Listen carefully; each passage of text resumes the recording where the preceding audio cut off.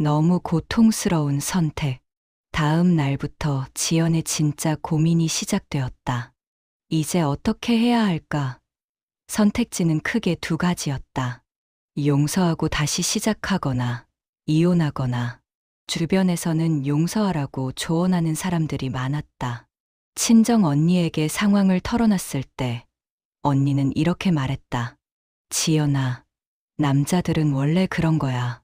한 번쯤은 실수할 수 있어. 서연이를 위해서라도 참아봐. 시어머니는 더욱 직접적이었다. 며느리가 집에서 남편 관리를 제대로 못해서 그런 거 아니야? 여자가 좀 더 신경 써야지. 그런 말들을 들을 때마다 지연의 가슴은 더욱 아팠다. 왜 피해자인 자신이 비난을 받아야 하는 걸까? 하지만 가장 고민되는 건 서연이 때문이었다. 아직 7살인 딸에게 아빠 없는 삶을 강요하는 게 맞을까?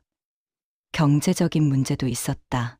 전업주부였던 지연이 혼자 아이를 키우며 살아갈 수 있을까? 며칠 동안 깊은 고민에 빠진 지연은 태수와 진지한 대화를 나누기로 했다. 정말로 그 여자와 끝낼 수 있어? 지연이 물었다. 당연하지. 이미 끝났어. 태수가 대답했다. 사랑한다면서 그렇게 쉽게 끝낼 수 있어? 태수는 잠시 망설였다. 너와 서연이가 더 중요해. 그 망설임이 지연에게는 답이었다. 진심으로 끝내겠다는 게 아니라 들키니까 어쩔 수 없이 끝내는 것뿐이었다. 만약에 내가 모르고 지나갔다면 계속했을 거야? 지연이 물었다. 태수는 대답하지 못했다. 솔직히 말해봐. 들키지 않았다면 계속했을 거지? 미안해. 그 한마디가 모든 걸 말해줬다. 지연은 결심했다. 이런 관계를 지속할 수 없다는 것을. 아이 때문에, 경제적 문제 때문에, 체면 때문에 참고 사는 것은 모두에게 불행일 뿐이라는 것을. 결단. 일주일 후, 지연은 태수에게 이혼 의사를 밝혔다. 지연아, 제발. 한 번만 더 기회를 줘. 정말로 달라질게. 태수가 애원했다. 하지만 지연의 마음은 이미 굳어져 있었다. 기회는 이미 8년 동안 줬어. 내가 그 기회를 스스로 포기한 거야. 서연이는 어떻게 할 거야? 아이가 아빠 없이 어떻게 살아? 아빠가 없는 게 나쁜 아빠를 두는 것보다 나을 수도 있어. 태수의 얼굴이 굳어졌다. 나를 나쁜 아빠라고 하는 거야? 좋은 아빠가 아내를 배신해. 좋은 아빠가 가정을 등한시하면서 다른 여자와 시간을 보내. 태수는 할 말이 없었다. 지연은 변호사를 찾아갔다. 이혼 절차와 양육권 문제에 대해 상담받았다. 다행히 태수의 불륜이 명확한 상황이어서 지연에게 유리했다. 재산 분할과 양육비 문제도 생각보다 순조롭게 진행되었다. 태수도 자신이 잘못한 것을 알고 있어서 큰 이의를 제기하지 않았다. 가장 어려운 건 서연이에게 설명하는 일이었다. 아이에게 말하기. 서연아, 엄마가 할 말이 있어. 어느 날 저녁, 지연은 서연이를 무릎에 앉히고 조심스럽게 말을 꺼냈다. 엄마, 무슨 일이야? 서연아, 앞으로 엄마랑 둘이서 살게 될 것 같아.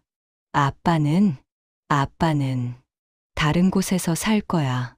서연이의 큰 눈에 혼란이 스쳤다. 왜? 우리가 뭔가 잘못했어? 지연의 가슴이 찢어졌다. 아니야. 서연이는 잘못한 게 없어. 엄마도 잘못한 게 없고. 그럼 왜 아빠가 다른 곳에서 살아? 어른들의 문제야. 서연이가 이해하기에는 좀 어려운 일이야. 서연이는 잠시 생각하더니 물었다. 아빠를 못 보는 거야? 아니야. 아빠는 언제든지 볼 수 있어.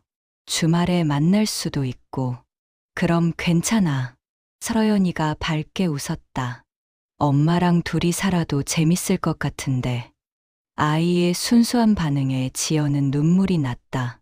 서연이는 상황의 심각성을 완전히 이해하지는 못했지만 엄마를 믿고 있었다. 새로운 시작. 이혼 절차는 석 달 만에 완료되었다. 지연은 서연이와 함께 새 아파트로 이사했다.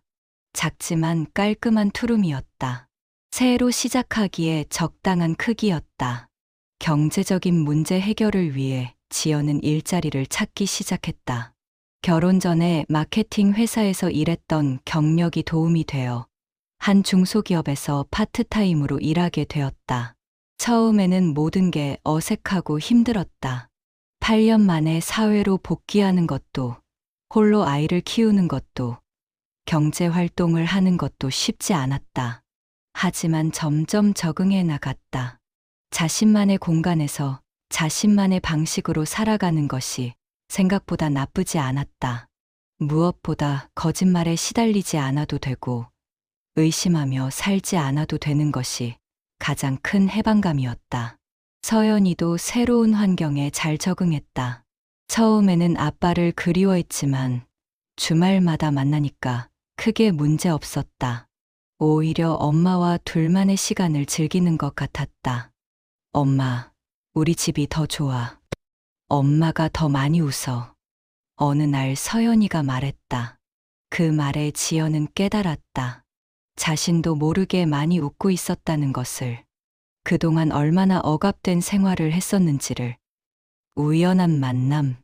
이혼한 지 6개월 후, 지연은 우연히 태수와 그 여자를 만났다. 백화점에서 서연이와 쇼핑을 하던 중이었다. 태수는 그 여자와 함께 손을 잡고 걸어오고 있었다. 두 사람 모두 행복해 보였다. 지연을 보자 태수의 얼굴이 굳어졌지만 지연은 의외로 차분했다. 안녕하세요. 그 여자가 먼저 인사했다. 생각보다 예의 바른 모습이었다. 안녕하세요. 지연도 담담하게 인사했다. 서연이는 아빠를 보고 반가워했다. 아빠, 서연아. 태수가 딸을 안으며 눈시울이 붉어졌다. 그 모습을 보며 지연은 복잡한 감정을 느꼈다. 분노는 이제 거의 남아있지 않았다. 대신 약간의 안도감이 있었다. 태수가 행복해 보인다는 것에 대한 안도감. 잘 지내? 태수가 조심스럽게 물었다. 잘 지내. 지연이 대답했다. 서연이는 잘 커가고 있어. 새 학교도 잘 적응했고. 태수는 안도하는 표정을 지었다. 짧은 대화 후 각자의 길을 갔다. 지연은 그 만남 이후로 마음이 더욱 가벼워졌다. 태수에 대한 미련도 원망도 많이 사라졌다. 성장. 1년이 지났다. 지연은 회사에서 정규직으로 전환되었고 서연이는 새 학교에서 친구들도 많이 사귀며 밝게 지냈다. 어느 날 서연이가 물었다. 엄마, 아빠랑 왜 헤어졌어? 이제 말해줄 수 있어? 서연이도 이제 8살이 되어 예전보다 이해력이 늘었다. 지연은 잠시 생각한 후 대답했다. 서연아, 사랑은 서로 지켜줄 때만 이어지는 거야. 아빠가 엄마와의 약속을 지키지 못했어. 무슨 약속? 결혼할 때 하는 약속이 있어. 서로만을 사랑하겠다는 약속. 서연이는 고개를 끄덕였다. 그럼 아빠가 다른 사람을 좋아한 거야? 응. 그럼 엄마가 슬펐겠다. 많이 슬펐어. 하지만 이제는 괜찮아. 엄마는 다른 사람 안 좋아해. 글쎄, 아직은 엄마 마음에 여유가 없어. 서연이가 더 중요하거든. 서연이가 지연을 꼭 껴안았다. 엄마, 나는 엄마가 제일 좋아. 그런 딸을 보며 지연은 자신의 선택이 옳았다는 확신을 가졌다. 2년 후, 지연은 완전히 새로운 사람이 되어 있었다. 경제적으로도 안정되었고, 정신적으로도 많이 성숙해졌다. 무엇보다 자신에 대한 자신감을 되찾았다. 서연이는 이제 10살이 되었고, 씩씩하고 밝은 아이로 자랐다. 가끔 아빠를 그리워하기도 했지만, 엄마와의 생활에 만족하고 있었다. 태수는 그 여자와 결혼했다는 소식을 들었다. 지연은 의외로 담담했다. 오히려 축하해주고 싶은 마음이 들었다. 서로에게 맞는 사람을 찾은 것 같아서. 어느 봄날, 지연은 서연이와 함께 한강공원을 걸으며 생각했다. 배신당했을 때는 세상이 끝날 것 같았는데 결국 새로운 시작이었구나.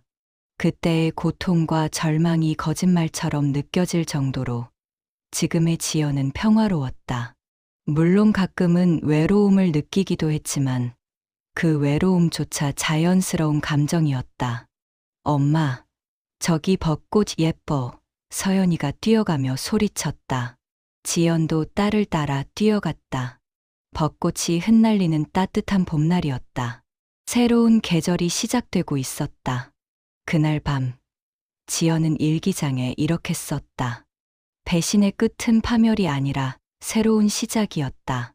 진실한 사랑은 언제나 진실함으로만 시작될 수 있다는 걸 배웠다. 그리고 나는 이제 다시 누군가를 온전히 믿을 수 있는 준비가 되어 있다. 하지만 급하지 않다. 지금의 평화가 더 소중하다. 창밖으로 별이 빛나고 있었다. 지연은 미소를 지으며 일기장을 덮었다. 태수는 순간의 선택으로 모든 것을 잃었다. 하지만 지연은 그 배신을 통해 더 강하고 진실한 자신을 찾았다. 때로는 끝이 새로운 시작이 되기도 한다. 지연의 인생이 바로 그런 경우였다. 이 영상이 좋았다면 구독, 좋아요, 알림 설정 부탁드립니다.